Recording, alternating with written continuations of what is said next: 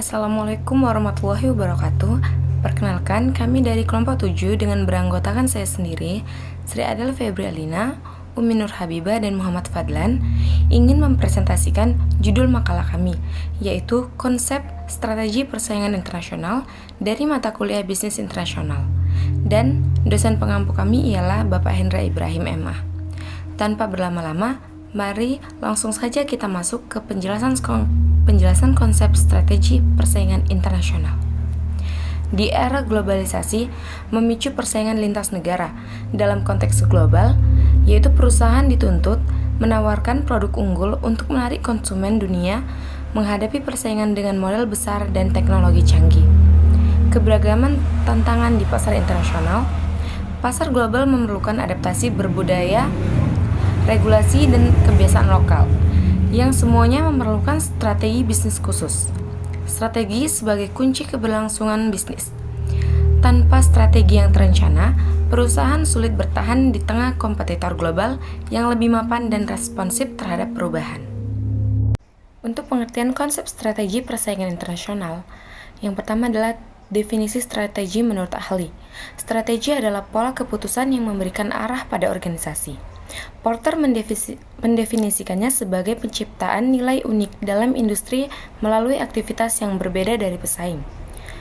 Yang kedua, pemahaman daya saing dan pesaing. Daya saing mencerminkan nilai yang diciptakan perusahaan dalam industri, sedangkan pesaing mencakup entitas yang menawarkan manfaat serupa dalam pasar. Yang ketiga, bisnis internasional.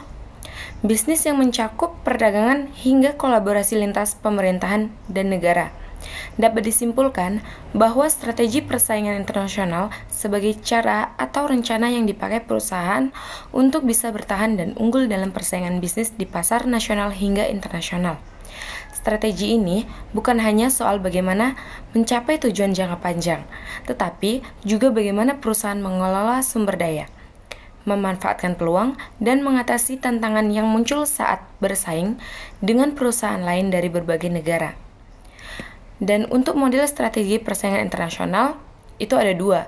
Model yang pertama adalah model Berlian-Porter, menekankan 4 elemen kompetitif suatu negara, yaitu faktor produksi, permintaan domestik, industri pendukung, dan intensitas persaingan. Model ini membantu perusahaan dalam memilih lokasi ekspansi yang strategis dan memberikan wawasan tentang keunggulan kompetitif suatu wilayah. Yang kedua, model integrasi atau respons Bartlett dan Gosal membagi strategi internasional menjadi 4 jenis, yaitu internasional atau mengekspor produk standar dari pusat asal, global menstandarisasi proses untuk skala ekonomi, multidomestik atau menyesuaikan produk secara lokal, dan transnasional atau menggabungkan keduanya melalui jaringan terintegrasi. Strategi ini membantu perusahaan menyeimbangkan efisiensi global dengan respon lokal terhadap kebutuhan pasar masing-masing negara. Dan untuk menyusun strategi internasional, yang pertama adalah perumusan strategi internasional, meliputi analisis pasar global, desain strategi pemasaran lintas budaya, serta adaptasi produk lokal sesuai kebutuhan. Yang kedua, implementasi pada pasar global. Penting untuk menciptakan koordinasi lintas fungsi dalam perusahaan, seperti memastikan pelantikan sumber daya manusia yang kompeten. Yang ketiga atau yang terakhir adalah manajemen risiko global, menyusun mitigasi terhadap hambatan seperti fluktuasi nilai tukar, preferensi budaya, dan regulasi lokal. Baik, selanjutnya strategi bisnis internasional. Yang pertama itu pemilihan lokasi yang strategis. Menentukan lokasi bisnis internasional memerlukan pertimbangan mendalam terkait faktor nasional dan wilayah setempat, termasuk ketersediaan lahan, akses transportasi, dan regulasi lokal agar dapat mendukung operasi bisnis dan memaksimalkan keuntungan. Yang kedua yaitu analisis faktor biaya. Biaya transportasi, tingkat upah, tarif pajak, dan konstruksi menjadi elemen penting dalam strategi bisnis internasional. Keputusan ini berdampak langsung pada efisiensi operasional perusahaan di perusahaan global. Yang ketiga itu segmentasi pasar internasional. Proses membagi pasar menjadi kelompok dengan karakteristik homogen, seperti kebiasaan belanja atau daya beli. Strategi ini membantu perusahaan menyasar target pasar secara efektif dan efisien. Selanjutnya yaitu strategi bersaing dalam menciptakan daya saing. Yang pertama yaitu adalah analisis SWOT, menggabungkan kekuatan internal atau strengths dan peluang eksternal opportunities sambil meminimalkan kelemahan weakness serta menghindari risiko ancaman threats. Yang kedua yaitu segmentasi pasar, strategi menganalisis kebutuhan konsumen dan perilaku pasar lokal untuk penyesuaian produk dan kampanye pemasaran. Yang ketiga yaitu ada keunggulan jangka panjang, memanfaatkan kekuatan inti perusahaan, memperkuat inovasi, dan mengupayakan adaptasi taktis sesuai dinamika pasar. Baik, selanjutnya ada strategi core competence, meraih keunggulan bersaing. Yang pertama itu dia mengidentifikasi kompetensi, proses menciptakan nilai melalui konsolidasi lintas fungsi organisasi, misal pengembangan teknologi yang unik. Selanjutnya ada yang kedua, pemetaan kompetisi, menginternalisasi aset strategis perusahaan seperti teknologi dan kemampuan riset untuk menciptakan strategi diferensiasi. Yang ketiga, pengelolaan terus-menerus, mengusung pembelajaran organisasi atau organizational learning untuk menyelaraskan kompetensi dengan kebutuhan pasar. Selanjutnya, strategi pemimpin pasar. Yang pertama, mengembangkan pasar keseluruhan. Pemimpin pasar dapat memperluas pasar dengan memperkenalkan produk kepada pengguna baru, mengeksplorasi kegunaan baru dari produk yang ada, atau meningkatkan frekuensi penggunaan produk oleh konsumen yang sudah ada. Yang kedua, melindungi pangsa pasar. Perusahaan juga menggunakan berbagai strategi defensif seperti pertahanan posisi, pertahanan menyamping, atau serangan balik untuk menjaga wilayah pasar dari serangan pesaing dan mempertahankan dominasinya. Yang ketiga, memperluas pangsa pasar. Pemimpin pasar berupaya meningkatkan pangsa pasarnya melalui strategi seperti diversifikasi produk, inovasi, penguatan layanan pelanggan, atau langsung masuk ke segmen pasar baru untuk menarik lebih banyak pelanggan. Selanjutnya ada strategi penantang pasar.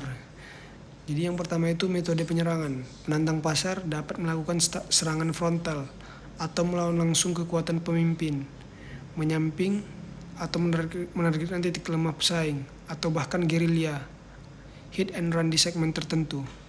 Yang kedua dia ada diversifikasi lokasi dan teknologi baru. Penantang dapat memanfaatkan segmen pasar yang kurang dijaga atau mengembangkan inovasi disruptif. Yang ketiga, tekanan kompetitif.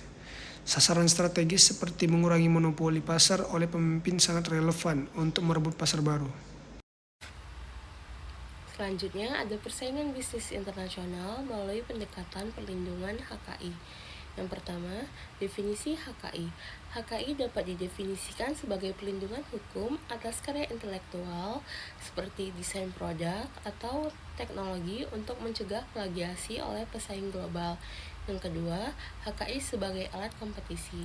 Hal ini dapat memberikan hak monopoli eksklusif yang dapat meningkatkan daya saing perusahaan dalam skala global. Yang ketiga, HKI sebagai keamanan ekonomi. Hal ini dapat mendorong inovasi melalui perlindungan HKI yang menjamin penghargaan ekonomi atas upaya kreatif. Adapun tantangan dan solusi dari persaingan internasional. Yang pertama, tantangannya dimulai dari perbedaan budaya, regulasi lokal, hingga resiko geopolitik dan persaingan yang lebih ketat di pasar global. Adapun solusi yang diberikan atau ditawarkan berupa melakukan riset pasar mendalam, diversifikasi sumber daya, dan mengelola resiko dengan strategi mitigasi seperti kontrak jangka panjang ataupun asuransi. Selanjutnya ada peran inovasi dan teknologi dalam persaingan internasional. Yang pertama, digitalisasi untuk efisiensi produksi. Dalam era globalisasi saat ini, negara dan perusahaan yang berhasil mengadopsi teknologi otomatisasi seperti AI dapat meningkatkan efisiensi operasional sekaligus menurunkan biaya produksi. Hal ini berdampak kepada daya saing yang lebih besar dalam pasar global. Yang kedua, ada inovasi sebagai keunggulan kompetitif. Inovasi memungkinkan perusahaan menciptakan produk baru yang belum tersedia di pasar, seperti halnya yang baru-baru ini kendaraan listrik. Hal ini dapat memberikan keunggulan bagi perusahaan dalam mengisi celah pasar global yang masih terbuka. Adapun aliansi strategis dan kemitraan global. Yang pertama, kolaborasi lintas negara. Aliansi strategis memperkuat daya saing perusahaan melalui mitra regional yang memahami kondisi lokal. Yang kedua, ada efisiensi ekonomi. Hal ini dapat berupa pembagian risiko, optimalisasi rantai pasokan atau supply chain, dan eksplorasi pasar baru untuk pertumbuhan yang berkelanjutan. Yang ketiga, contoh dari strategi kemitraan ini berupa perusahaan multinasional seperti Nestle sukses membangun jaringan global melalui sinergi dengan produsen lokal di setiap negara. Dan yang terakhir, strategi bisnis internasional menurut pandangan Islam.